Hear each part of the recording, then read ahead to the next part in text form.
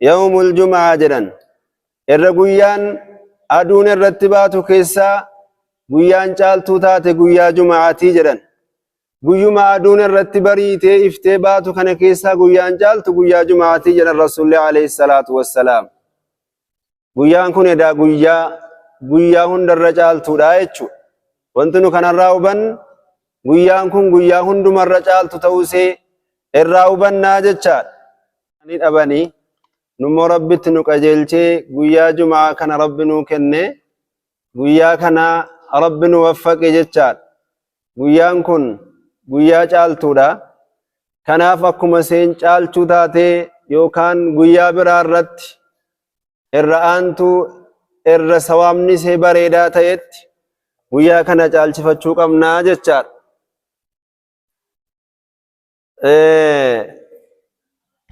guyyaa kana keessatti guyyaan nuti irraa milkaa'uu qabnuudha jennee torbeedhaan itti yaaddaachuu qabnuudha. Tarii nuti guyyaa biraatii wajjiniin wal qixxeessinee ilaaluu dandeenya. Guyyaa kamisaa, guyyaa arbii yookaan guyyaa qidaamee darbee gaddaa sana wajjin addaddummaa guddaa qaba. Guyyaan kun guyyaa khayrii guddaan keessa jiruudha. Rabbiin قد اختار من الأمكنة أشرفها وأفضلها واصطفى من الأزمنة أكرمها وأكملها ومما اصطفاه الله من الأزمنة يوم الجمعة رب بوتارا بوتافلة قبا يرورا يروفلة قبا بوتارا كان النجال جسي مسجد ساكنا مسجد الرامو كان مسجد الرجالة قد مسجد مكاتي أجران مدينة أجران بيت المقدس كيهودان الرا سربدو سنة رب الرانو فقل قل ليسو كناف ربين بوتا جالچي سوكبا يرو جالچي سوكبا قيان جمعنا قيا برارا الرجالتون ترينو براتي أكما لافا ويتلالي قتي تربي لأنان نوف لما أنه يدور يوم علينا أسبوعيا وان إني تربي نور لنا النوف وان ملافا وين تفكاتشو دندا ربين براتقرو قيانكم قيا درجة قدو قبدودا قيانكم رسول عليه الصلاة والسلام حديثا باوريران وديسي كيست جتشارا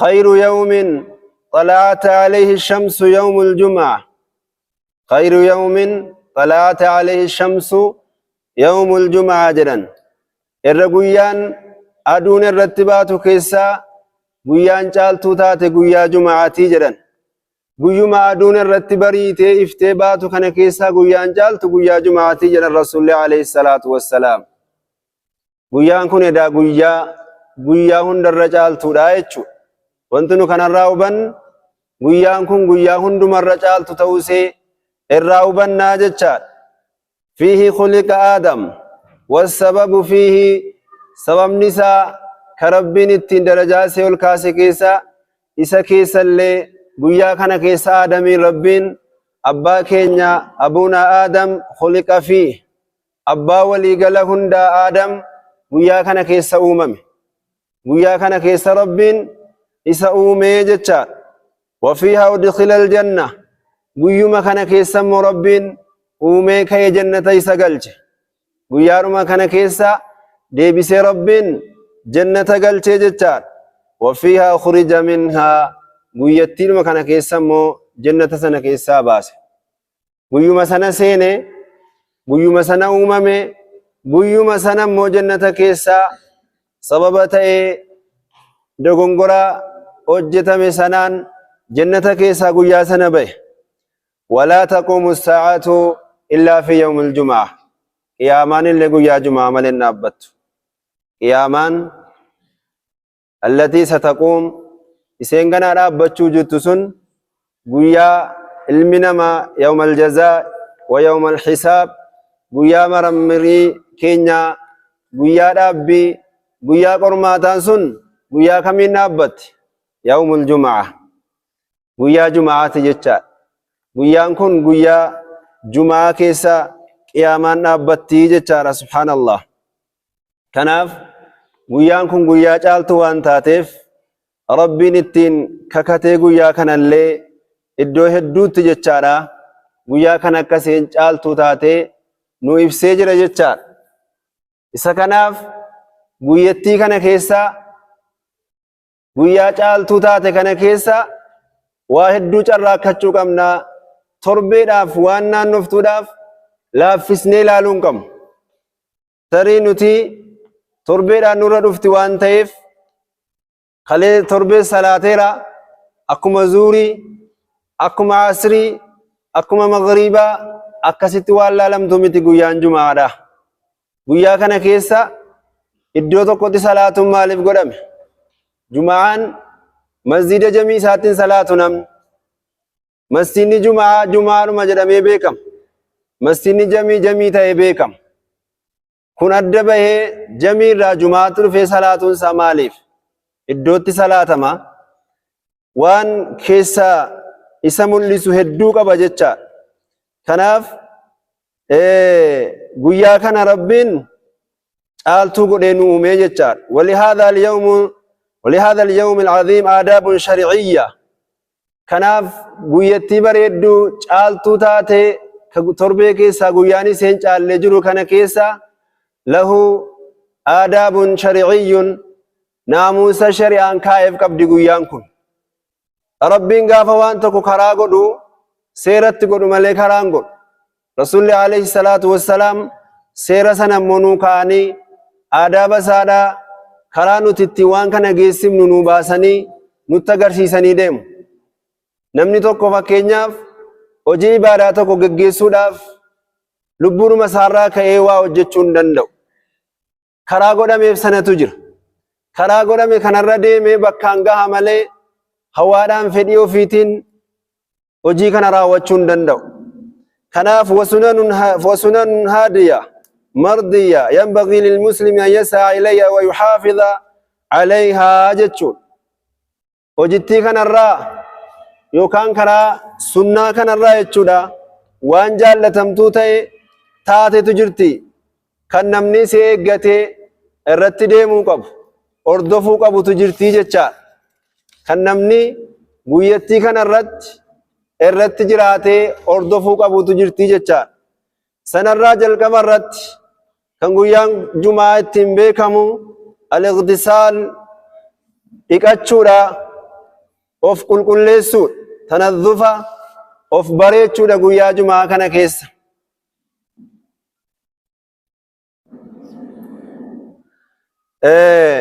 Guyyaa jumaa kana keessa kan nurraa eegamu guyyaan jumaadha akkuma beekamu guyyaa caaltuu ta'uu seedha hundumti namaadha ni beeka jechaadha.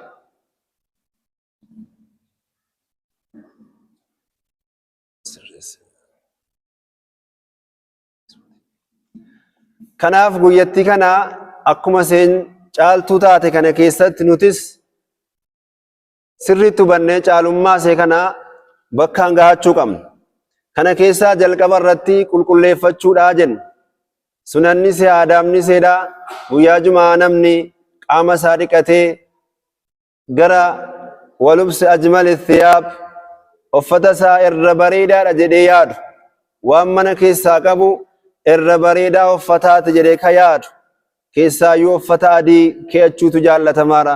Guyyaa jumaa kana kan jaallatamu jechaan uffata isaa bareedaa dibatee kee'atee akkuma kana ammallee jechuudha wattasawwuq sawaakii sunnaan guyyaa jumaadha yeroo hundumaa jaallatamaa ta'e ammallee kanuma wajjin wal qabatee moo kan barbaachisu sawaakiillee godhachuun tanadhufa waan ta'eef of babbareechuun of qulqulleessuun barbaachisaadha waan ta'eef guyyaa jumaa kan namarraa eegamu ilkaan ofii sirriitti sawaakkatanii gara masjidaa deemuun akkuma kanallee taxayyiba of urgeessuu shittoo ofitti dibatanii shittoo bareedaa kan illee nama azangoon shittoon tokko kan nama cannaqus jira kan nama garii namaadha saayinsii waan adda addaa namatti kaasu waan namni ittiin cannaqamu dibachuun barbaachisaa miti waan waliigala yookaan namni irraa jaallata jedhamee yaadamu tokko dibachuu tokko kan nama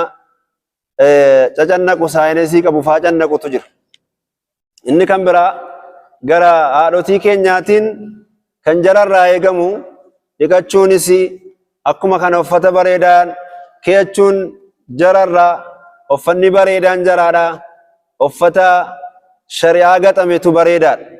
Uffata bareedaa gaafa jedhamu faashinii miti. Faashinii uffatanii waan qaama jaraa wassafee waan qaama jaraa mul'isu uffatanii gara masjidaa deemuu miti dubartoota keenyarraa ka eegamu. Uffanni bareedaan uffata rabbiin biratti bareedaadha jedhame. Ija shari'aatiin bareedaadha jedhametu bareedaadha. Wanti namaa galuu qabu jannanni kuni karaa rabbiin namaaf kaa'e malee galamuu hin danda'u. Karaa nafsiyyaan deemeen itti gahuu hin danda'amu abadan. Wantan taabuuf jannata barbaachuuf yoo ta'e karuma rabbinaa kaa'e sanaan yoo hin deeme malee bira gahuu hin danda'u. Fakkeenyaaf mootummaan duniyaarra jiru hojii akkanaa namni argachuu qabu, qabxii akkanaa nama fide, ogummaa akkanaa nama qabu, muuxannoo akkanaa nama qabu jedhee yoo baase maxxanse nama seera isaan guutiin hin fudhatu. Nama seera sana guutiin kuftee ta'ee dabarsa. Wakadhaalika al-aakhira. Aakhiraanis waan barbaadamuu fi akka barbaadamutti bakka barbaadamu sanatti yoo hin argamin karaa barbaadden deemtee waan barbaadde hojjettee itti gahuu hin dandeessu. Inna sil'ata Allaahi ghaaliya laysa la'aban. Meeshaan rabbii widdiidha. Meeshaan rabbii widdiidha. Kanaaf yeroo baay'ee dubartoonni keenya nafsiyyaa kanatti hirkatanii deemu. Gaafa ammaa utuu mana dubartootaa yookaan masjida dubartootaa kana seenne dhiirri shittoo dibatee dhufaa hin jiru. Achituu seenne amma shittoon waan bakka janaazaan itti biifamee janaazaan jiru wayiiti malee waan dhowwame kana hojjechuu jaallatan. Waan urgaa'u kana faallaa waan silaa dhowwamanii kana barbaadan. Kun immoo abaarsallee isinitti qaqqabsiisa. Abaarsallee isinitti qaqqabsiisa. Kanaaf eeggachuun barbaachisaadha. Jannata kana nu barbaacha dhufaa jirru masjida. Waan biraatiif hodhuuf na ta'e sun egaa abbaa waan barbaaden nafu. Yoo jannataaf ta'e karuma jannanni ittiin ga'amuun deemuudha. Karaan jannataa gabaabaadha. Nafsiyyaan namatti dheeressa.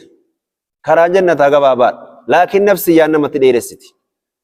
Nafsiyyaan asiin itti ga'uutuuti dandeessu naanna isiin jetti. Karaa biraa si deemsifti. Taabiin qabu karaan jannataa wama ajajaman qofa hojjechuudha. Karaan azaabaa garuu baasii qaba, taabii qaba, cinqamuu qaba. Karaan jannataa immoo ati of kennitee deemnaan laafaadha. Alaa man yassarahullah. Rabbi nutti laafisu. Kanaafuu kan nurraa eegamu guyyaa Jumaa dhiira irratti shittoo dibatee ba'uun dhiira irratti sunnaadha. Dubartoota irratti haraam. Jaraaf hin ta'u. Jaraaf abbaa manaa biratti kan isheen urgaa'uu barbaadu. Kan isheen irratti barbaachisu abbaa manaa biratti shittoo dibattee urgooftee deemte. Bakkeetti eenyutti urgoofti. Isheedhaaf hin barbaachisu jechaadha. Inni kan biraadha. Watarki tukhatti riqaaba annaas. Gurmuu namaarraa tarkaanfachuu dhabuudha gaafa Jumaa dhuftan. Gaafa Jumaa dhufan gurmuu namaarraa tarkaanfatanii deemuun barbaachisaa miti. Lafa si gahee jedhee oboo taanduu waan jiraatu warri taanu galee buutu. Inni taanu akkuma taaneen dhufee taa'udha. Walirra tarkaanfachuun barbaachisaa miti.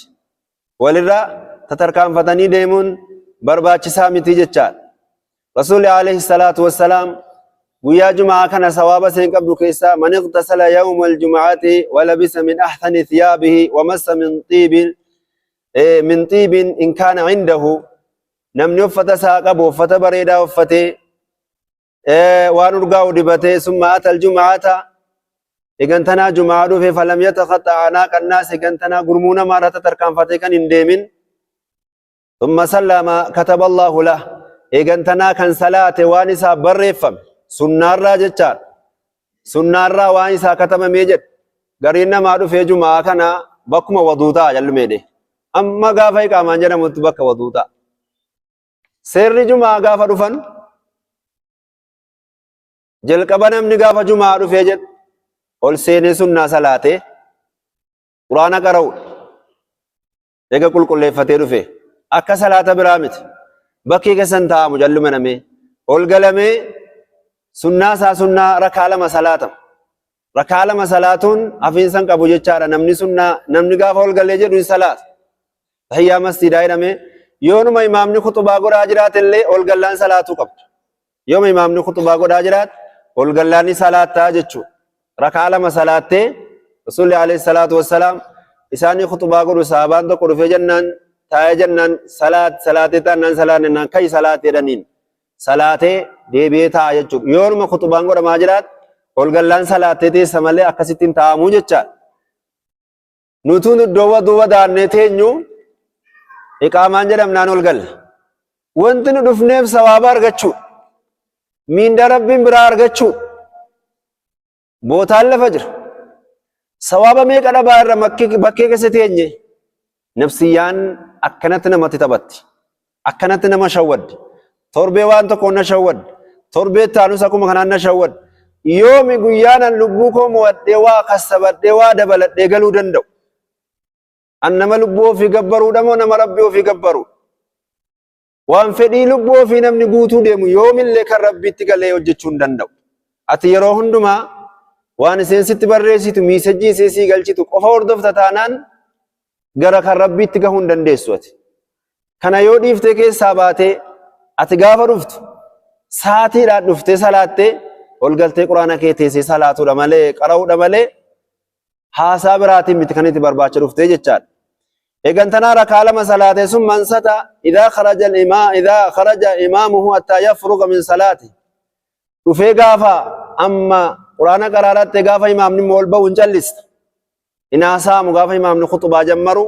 inaasaamu callistee khutubaa sana dhaggeeffatta amma imaamni khutubaa sana irraa fixee amma salaata raawwatee ka'u haasaamuu qabuu jechaadha salaata illee gaafa salaatamuudhaa ol ka'ullee afaaniin haasamuun barbaachisaa miti harkumaan namni walitti agarsiiseedhuma salaata malee namni gidduu iqaamaatii fi salaata gidduutti illee afaaniin haasamuun barbaachisaa miti yeroo saffii sirreessinullee harkumaan walitti agarsiisuudha malee haasama afaaniin haasomne gidduu sanatti illee haasamuun barbaachisaa miti amma salaanni raawwatamutti jedhe waan ta'eef kanaaf gaafa akkasitti hojjennee jirni maannuu taate kaanati kaffaaratan limaa baynahaa wa bayna jum'aatihi allatii qablahaa gaafa akkasitti qaama keenya dhiqannee uffata keenya bareedaa qabnu keeyannee dhiirri waan urgahaa qabu dibatee dubartiin immoo dibannaa kana dhiistee gaafa dhuftee jettu rakaa lama salaattee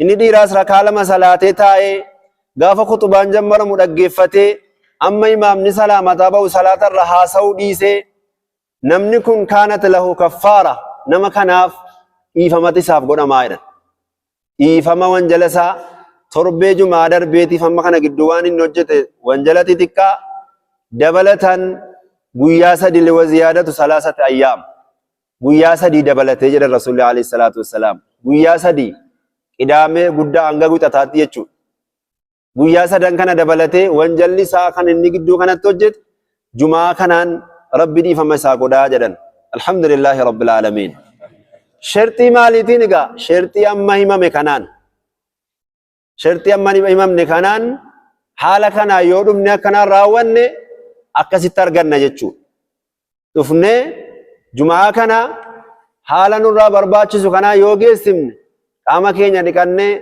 urgeeffannee akkuma kanallee jechuudha sunnaa keenya dhufnee salaannee gurmuu namaarra deddeemuu dhiisnee amma imaamni salaamataa ba'utti callisnee harkaanillee moobaayiliitti bubuu dhiisnee yoo khutubaa sana keessa waa dhagaa kana namni olii gadi waanuma olii gad oofee masbaa ta'u moobaayilii ta'u gizee khutubaan godhamu harka ofii sochoosuun hin ta'u akkuma nama salaatutti achuma qiblaatti deebitee teessaa jechuudha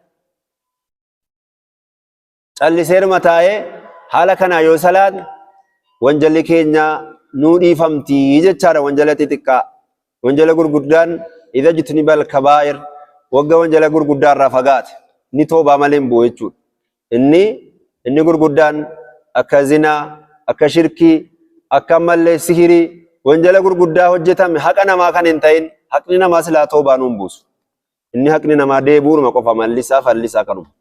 Haqa rabbii yoo ta'e immoo wanjala gurguddaan toobaa barbaachisa. Akkasitti ammallee wanjali namarraa dhiifamtii jechaadha. Jumaan kun kan namarraa eegamu keessaa attabkiiru ila salaati. Ganameeffatanii gara jumaa deemuun nurraa eegamu. Ganameeffatanii jumaa kana ganamaan naquun waan guddaa tokko dhabaarra yeroo baay'ee waan badhaasa guddaa torbeedhaan gadhiifamu. Carraa guddaa torbeedhaan kennamu. Isa kanaaf ganameeffatanii yeroodhaan dhufuun barbaachisaadha jumaa. Ganamaa yoo dhufne jenne namni tokko yoo dhufe ganamaan tokkoffaa saffaa walaa argata. Saffaa walaa kun waan laaftu isinitti hin fakkaatin saffaa walaa kun. Namni gariin gaafa jumaa dhufu gara booddee sana ta'a. Gara booddee gara bakkee kaadhaa jaamaa barakallahu fiikum bakkeeruma kaadhaa. Hin hirkisinaa girgiddaatti.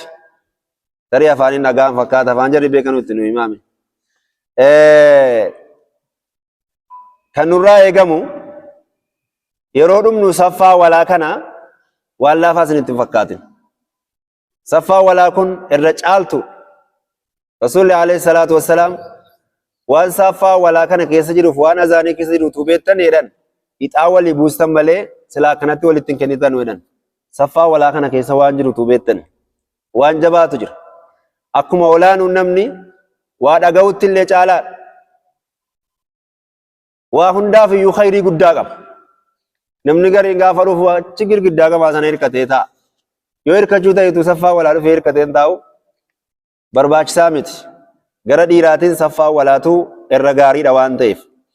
Akkuma kanallee namni yeroodhaan dhufu sunnaa adda addaa sunnaa salaata zikirii jedha quraana qara yoo ganamaan dhufe. Akkuma kanallee namni yeroodhaan dhufu Rasuulli alayhi salaatu wassalaam qaama isaa namni dhiqatee guyyaa jumaadha akkuma dhiqannaa janaabaa dhiqatutti yoo dhiqate yeroodhaan dhufe jedhan man iqtasala yawma aljumaati ghusla aljanabati summa raha fakaannama qarraba badana. Namni qaama isaa akkuma nama janaabaa dhiqatutti qaama isaa qulqulleeffatee dhiqatee akka nama gaala tokko dhufee saddaqateeti jedhe Rasuulli alayhi salaatu wassalaam. Gaala kuma dhibbaa olii ganama kana namni yeroo dhufee saffaa walaa qabatee jedhee gaala saddaqateeraa jechuudha. Gaala kennateeraa jechuudha. Namni ittaanee sa'aatii ittaanutti immoo namni dhufe immoo akka nama sa'a tokko kennateeti jedhan. Sa'a tokko irra kuma meeqa? Namni ammallee jechuudha ittaanee ammallee akkuma kana dhufe immoo akka nama oolaa korbeessa kennateeti jedha Rasuulli alayhi salaatu wassalaam. Akkuma kana namni ittaanee dhufellee akka nama indaaqoo kennateeti jedhan. Inni dhumaadha akka nama hanqaaquu saddaqateeti jedhan. Darajaan isaa akkuma kanatti gadi bu'aa deema jechuudha. Namni gizee yeroo khutubaan kattabamu dhufee namni gizee kana dhufee jedhe gizee khutubaa keessa gaafa dhufee jedhu namni sunnaa isaa salaatee gizee sana keessa maleekaan galmee isee walitti cuftee khutubaa dhaggeeffatti. Khutubaa dhaggeeffatti jechaadha. Nutillee yeroo sana khutubaa dhaggeeffachuu qabna. Yeroo sana keessa harka keenya walitti bubuun waa tuttuquun nurraa barbaachisaa miti jechuudha. Kanaaf namni rabbi isaa mijjeesse jedhe ganamaan dhufuun sadaqaa akkana argata. Yoo torban tokko dhabne torbee taanullee itti yaadna. Torbee lammaffaa yoo dhabne torbee taanullee dhaqeetan kana saddaqadhaa birrii qabaadhee kennataan jiru. Qabaadhee saddaqataan jiru waan ta'eef ani qabeenya koo birriirraa yoo dhabee jedhe qabeenya rabbiin saddaqadhu naan jedhe karaa laafaadhaan naa kaa'e kana dhaqee argachuun qaba jennee yeroodhaan dhufuun barbaachisaadha. Namni shugulii dirqamaan qabaanne. Kanaaf itti yaadnee guyyaa kana inshaallah yeroodhaan haa dhufnu. Yeroodhaan torbee jumaa kana yoo dhufne jenne maashaallah bareedaadha waan ta'eef yeroodhaan gara jumaa yoo deemne maashaallah khayrii guddaa arganna. Guyyaa jumaa kana guyyaan kun khayrii hedduu of keessaa qabdi. Khayrii isheen qabdu keessaa kunillee ammallee sa'aatii tokko qabdi Rasuulli alayhi salaatu wassalaam. Sa'aatittiin sun kan du'aa namaa keessaa qeebalamtu sa'aatii xiqqoo wayite Rasuulli alayhi salaatu wassalaam kan isaan nu agarsiisan kan namni keessa yoo kadhate jedhe saatitti sana isaaf qeebalamtu malee nafnee jedhan guyyaa kana keessa jirti. Baay'een ulamaadha kan dubbatan ba'da al-asri jedhan booddee asriitti jedhan guyyaa kana keessa illee du'aa kadhachuun barbaachisaadha. Du'aa heddummeessuun barbaachisaadha. Guyyaan kun guyyaa fadlii guddaa of keessaa qabdu, darajaa guddaa of keessaa qabdu. Kanaaf akka laafaatti ilaalina. Yeroodhaan dhufnu, yeroodhaan gaafa dhufnu sunnaa keenya salaannu akkuma kana namni guyyaa kana dhufee jedhe jechaadha. Namni guyyaa kana dhufee jedhe suuraa Kahfiin qara'e, suuraa Kahfiidha jechaadha. Tika Dajjaal irraa kan isa tiksu taatii jedhan ayata 10 namni qara'e jedhe. Akkuma kana hadiisa Imaamu Albaanii Sahih keessatti jechuudha. Nuura isaaf taatii torbeedha hanga torbeetti nuura isaaf taatii jedhan. Ifa imaana kan inni ittiin ibsatu, kan inni ittiin qalbii isaa kun ittiin ifu isaaf taatii. Suuraa Kahfiidha namni qara'e jechuudha. Kanaaf warri qaraan, warri Quraana qaraataa jirtan akkasitti yeroodhaan dhufne yoo qaraane jenne khayrii guddaa irraa arganna. Warri immoo qaraane dhufnee qara'a dhaggeeffannu. Teenya astaghfirullah yoo jennu, laa ilaaha illallah yoo jennu, nama Quraana qara'u yoo dhaggeeffanne nullee akka nama qara'eetti arganna. Nama qara'aa jiru kana yoo teenye dhaggeeffanne nullee akka nama Quraana kana qara'aa jirutti arganna. Kanaaf guyyaan Jumaadhaa guyyaa caaltuu waan taateef guyyattii kana keessaa yeroodhaadhaaf dhufnu gaafa dhufnu walla bakka waduu sana wal geessanii jallumatti hin taa'ina. Yeroo baay'ee nama asii achi nagarraa achuma taa'e namni wadaatee ka'ee bakkee kana keessa taa'ama. Sirrii miti jechaadha. Ol galaati sunnaa lama rakaa lama salaataati taati khayrii kana argadha. Yoo daawaa ta'e daawaa dhaggeeffadha. Yoo Quraana ta'e Quraana qaraa. Yoo Quraana hin beekne immoo isa qara'amaa jiru dhaggeeffadha yookaan zikirii jedha. Yoo dhabdan rakaa lama yoo salaattan khayrii guddaa argattu. Kanaaf yeroo dhufnu bakkeen taa'ina. Barakallahu fiikum. Ol seenaati sunnaa rakaa lama salaataati. Jumaa dhufta waan ta'eef Jumaan akka salaata biraa miti. Akka yeroo kaanii miti. Yeroodhaan dhufama, yeroodhaan ol galamee sunnaan salaatamee taa'amee Rabbi ofii rahmata isaa kajeelama waan ta'eef torbeen isaanii deddeebi'uuf waan laafaatti ilaalinaa. Khayrii guddaa qaba. Wanjalli keenya yoo akkaataa barbaadamutti namni guyyaa Jumaa mana isaarraa dhiqatee qulqulleeffatee gaafa ka'e jedhu tarkaanfii inni tarkaanfatu wanjala isaatti sarraa harca'aa deema. Darajaan isaa ol fuudhamaa deema. Tarkaanfii kee khayrii guddaa qabdi. Darajaa guddaa Rabbiin biratti sii qabdi. Tirfii yookaan waan bu'aa hin qabnee miti. Akka laafaatti ilaalinaa. Yeroodhaan itti yaannee akka irraa nafne isiniin jedhaa. Guyyaan Jumaa kun guyyaa ulfaataadha. Guyyaa irra darbamuu hin qabneedha. Gariin namaa naannoo manaa jiraateeyyuu Jumaan dhufu. Jumaan dhufu. Kun sirrii miti jechaadha. Jumaan dhaquun dirqama jechuudha. Guyyaadhuma Jumaa kana namni naannoo kana jiru, namni uzurii yookaan dhukkubsate kan inni irratti dirqaman ta'an yookaan musaafira ta'e dubartoota malee dhiirri gara Jumaa deemuun dirqama. Gariin namaadhaa taaziyaaruma taa'ee Jumaan naqu. Taaziyaan Jumaarraa naman dhowwu. Taaziyichiyyuu taa'uun himtuyyuu sawaaba qabaa fi qixaaxa qabuun isaa namaan galle. Innuu deebi'ee gaafa Jumaarraa nama cufu wanti taa'amuuf kun wanti namaa galuu qabu taaziyaan eenyuuf taa'amaara taaziyaan? Nama du'e sanaa immoo ofiif. Nama du'eef yoo ta'e khayrii hojjettuuf isaaf yoo haadha taate yoo abbaa ta'e ilmi haadhaaf abbaadhaa fi akka nama waa kaatee du'an jarri nama sadaqaa jaariyaa duniyaarraa qabu keessaa haatiniif abbaan ilma yookaan intala yoo maal hojjetaa jiraatteef waan gaarii yoo hojjetaa jiraatte. Wanti gaariin dhufte Jumaa salaatu gaariidha moo taaziyaa taa'uuf gaariidha meme kuma sammuu keessanitti. Taaziyaa mana sana taa'utu gaariidha moo nama du'e kanaaf dhufee Jumaa salaatuuf gaariidhaaf nama du'e kanaaf. Sadaqaa jaariyaadha ilmoon ofii. Ilmoon ofii sadaqaa jaariyaadha. Sadaqaa jaariyaa jechuun sadaqaa yaatuu fi khayriin hojjetu ilmoodhaaf yaa abbaa haadha sanaaf yaa. achi dhaqee taa'utu iyyuu taaziyaa kana taa'utu haadhaaf abbaa kanaa yaa'amoo achi taa'utu dhufee jumaa salaatuuf haadhaaf abbaadhaa yaa'ame akkuma yaada keessanitti kamii wayyattamme kamtu caala taaziyaa taa'uuf immoo dhufee jumaa salaatuu caalamme jumaadhaaf kana booddee jumaa nafnaaree taaziyaadhaa jenne inafna jumaa miti yoo jamii hafuun sirrii miti nama sanaaf ilma yoo ta'e intala yoo taate fira yoo ta'e nama sanaa wanti bu'aa qabu khayriit hojjettu waajiba dhiissee innati teessu khayrii irra hin jirtu ammat khayrii hojjetaa hin jirtu achi taa'annee waanuma sagal gamaa gamanaa walitti harkisuu malee nama sana yoon jaallanna ta'e yoo nama sanaaf khayrii yaadna ta'e milkaa'uu isaa yaadna ta'e jannata argachuu barbaadna yoo ta'e namni kun ganamaa galgala khayrii hojjechuu yoo dhugaa jaalalaaf ta'e yoo dhugaa immoo ofumaa ta'anii nyaachuuf dhuguu ta'e qalas inni ji'a tokko yoo taa'e yoo ofiif waan ta'eef nama sanaa miti jechuudha yoo nama sanaaf ta'e maziira dhaqu yoo dhugaa jaalalan nama sanaa qabaate abbaa ofiiti nan yaadda'eef nan jaalladha haadha kooti jechuu yoo jaallate subii illee hafuu miti zuurii miti jumaa miti subii halkan naqee salaatu kan namarratti jabaatu subitti sana miti yoo dhugaa jaalala qabaanne kan yookaan immoo mujaamalaa jedhaman kun fayyuma afaaniin jaallachuu jechaadha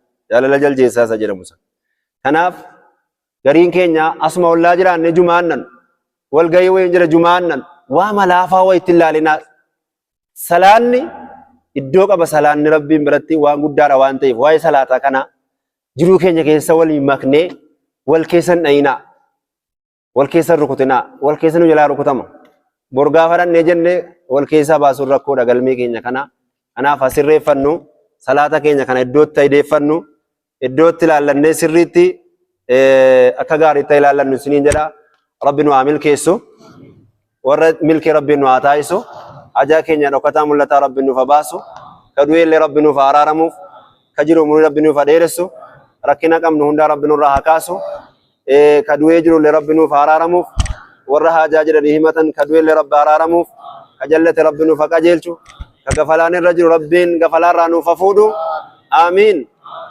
aamiin